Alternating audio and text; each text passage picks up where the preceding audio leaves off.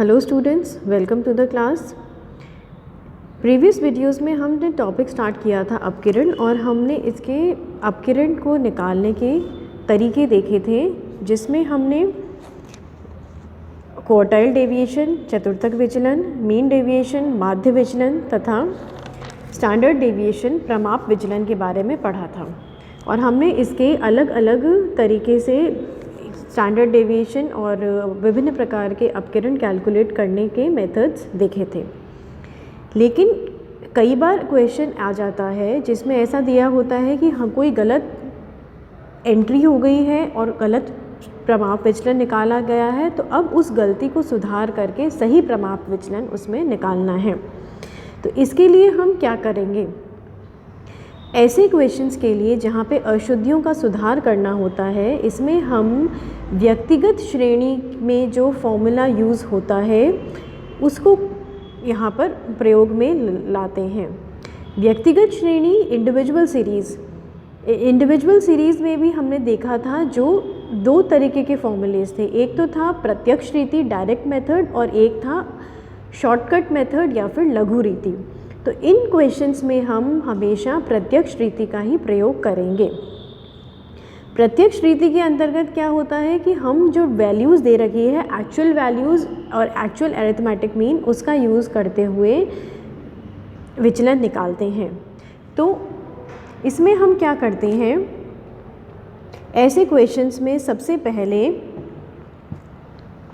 Summation x square ज्ञात कर लिया जाता है। समेशन एक्स स्क्वायर का मतलब है कि जो भी हमारे पास सपोज़ एक्स की सीरीज़ दे रखी है, जो वैल्यूज़ दे रखी है, उसको हम स्क्वायर कर लेते हैं, उसका वर्ग निकाल लेते हैं और इस प्रकार से जो वर्ग आया है उसको हम टोटल कर लेते हैं, उसका टोटल समेशन कर लेते हैं। ये जो साइन होता है ये समेशन का साइन है, इसका मतलब होता है कुल जोड़ या कुल योग।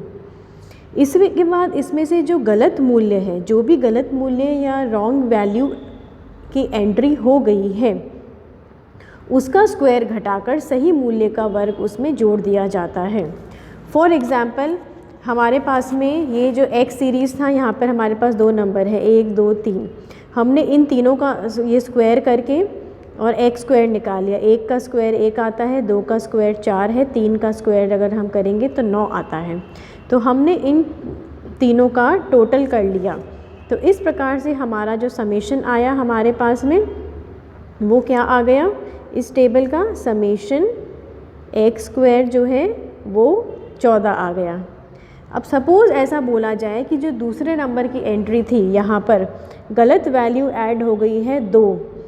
ये हमारी क्या है, रॉन्ग वैल्यू है, गलत मूल्य है, जबकि 2 की जगह हमें यहाँ पर एंट्री करनी थी 4 की। करेक्ट वैल्यू हमारी 4 है। तो हम क्या करेंगे, ये जो हमारा समेशन एक्स स्क्वायर हमने निकाला था, इसमें से जो भी रॉन्ग वैल्यू है उसके गुणा को तो हम वर्ग को माइनस कर देंगे और जो करेक्ट वैल्यू है उसके वर्ग को हम प्लस कर देते हैं। तो इसके बाद में क्या करना है कि जो भी हमें नया, अगर रॉन्ग वैल्यू के वर्ग को माइनस करने के बाद और करेक्ट वैल्यू के वर्ग को प्लस करने के बाद में हमें एक नया समेशन एक्स स्क्वायर मिल जाता है। तो ये जो नया या संशोधित समेशन एक्स स्क्वायर होता है, इसकी सहायता से हम नया माध्य निकाल लेते हैं। नया हमारा जो समांतर माध्य है एक्स बार है वो निकाल लेते हैं और उसके बाद में सही प्रमाप विचलन निकाल लेते हैं। तो ये हमारा गलत मूल्यों का या अशुद्धियों का सुधार करने का तरीका होता है। इसका हम फॉर्मूला यहाँ पे देख सकते हैं। जो भी करेक्ट समेशन एक्स स्क्वायर है उसको निकालने के लिए हमने क्या किया, इनकरेक्ट या जो गलत समेशन एक्स स्क्वायर था उसमें से जो गलत आइटम था उसके स्क्वायर को तो हम माइनस कर देंगे और जो करेक्ट आइटम है उसके स्क्वायर को हम यहाँ पर प्लस कर देते हैं। तो ये हमारा फॉर्मूला हो जाता है। उसके बाद में इसको प्रमाप विचलन निकालने का तरीका क्या है, जो भी हमने ये नया समेशन एक्स स्क्वायर निकाला है उससे हम n से भाग दे देंगे और जो नया हमारे पास समांतर माध्य आया है, सही समांतर माध्य, उसका वर्ग निकालकर और फिर इस वैल्यू का हम अंडर रूट ले लेते हैं, वर्गमूल निकाल लेते हैं। तो इस तरीके से हमें जो है अशुद्धियों का सुधार कर सकते हैं। इसके अलावा एक टॉपिक और आता है विचरण गुणांक या कोएफिशिएंट ऑफ वेरिएशन का। इससे पहले हमने प्रमाप विचलन निकालने के दो तरीके देख लिए थे। एक तो प्रमाप विचलन का एब्सोल्यूट मेजर था, या फिर हम कह सकते हैं उसकी सापेक्ष रीति, और एक थी प्रमाप विचलन की रिलेटिव मेजर, जिसको तुलना करने के लिए प्रयोग में लिया जाता है। तो उसके अलावा एक आता है विचरण गुणांक। विचरण गुणांक का मतलब होता है या कोएफिशिएंट ऑफ वेरिएशन जिसे कहते हैं। विचरण हमने पहले भी देखा था, क्या था, जो हमारा स्टैंडर्ड डेविएशन होता है, प्रमाप विचलन होता है, उसका वर्ग जो है वो विचरण के बराबर होता है।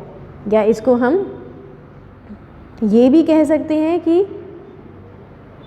प्रमाप विचलन जो है वो विचरण के वर्गमूल के बराबर होता है। दोनों तरीके से इसको लिखा जा सकता है।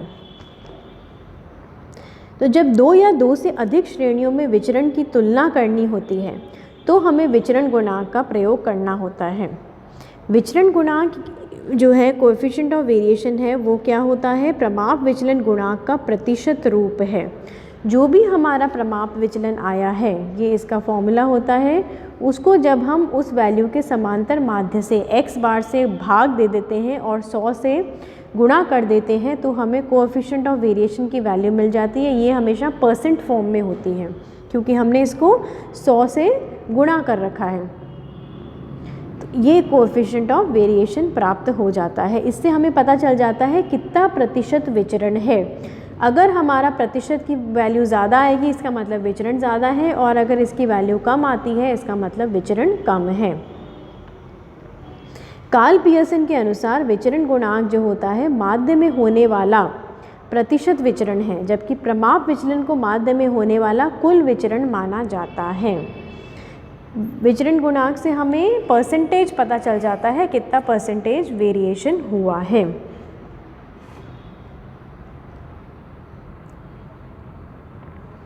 विचरण गुणांक का प्रयोग क्यों किया जाता है? विचरण गुणांक की सहायता से हम दो श्रेणियों में, दो डेटा सीरीज़ में कितनी उनमें अस्थिरता है, कितनी ये हम इसमें देख सकते हैं, या कितनी उसमें सजातीयता है, होमोजेनिटी कितनी है, एक जैसा है कि अलग अलग है, स्टेबिलिटी उस सीरीज़ में है या नहीं है। ये सब कार्य के लिए हमें ये विचरण गुणांक को देखा जा सकता है। अगर विचरण गुणांक ज़्यादा होगा तो ज़्यादा वेरिएशन है, कम होगा इसकी वैल्यू तो वेरिएशन जो है कम होता है। इसी से मिलता जुलता एक और आता है वेरिएंस। इसको हम वेरिएंस कहते हैं। वेरिएंस क्या है? किसी श्रेणी के प्रमाप विचलन का वर्ग होता है, जैसा कि अभी हमने देखा था, और इसी कारण से इसे जो है सेकेंड मोमेंट ऑफ डिस्पर्जन भी कहा जाता है, द्वितीय अपकिरण घात। डिस्पर्जन का सेकेंड मोमेंट है ये। डिस्पर्जन का सेकेंड मूवमेंट क्यों हुआ? क्योंकि ये जो है इसकी कैलकुलेशन जो है डिस्पर्जन से की जाती है। वेरिएंस या तो स्टैंडर्ड डेविएशन के स्क्वायर के बराबर हो जाएगा, या फिर हम कह सकते हैं स्टैंडर्ड डेविएशन जो है वेरिएंस के वर्गमूल के बराबर होता है। तो दोनों तरीके से इसको निकाला जा सकता है। ये जो कोएफिशिएंट ऑफ वेरिएशन है ये क्या था? ये विचरण को मापने का रिलेटिव तरीका है, या हम कह सकते हैं कि उसको तुलनात्मक करने के लिए ये प्रयोग में लिया जाता है। तो इसके साथ ही हम अपकिरण का जो टॉपिक है वो कंप्लीट करते हैं। हमने अपकिरण से रिलेटेड सारी चीज़ें यहाँ पर देख ली हैं, सारे फॉर्मूलाज इसमें देख लिए हैं। नेक्स्ट वीडियो में हम स्क्यूनेस के बारे में पढ़ेंगे या विषमता के बारे में चर्चा करेंगे। Thank you.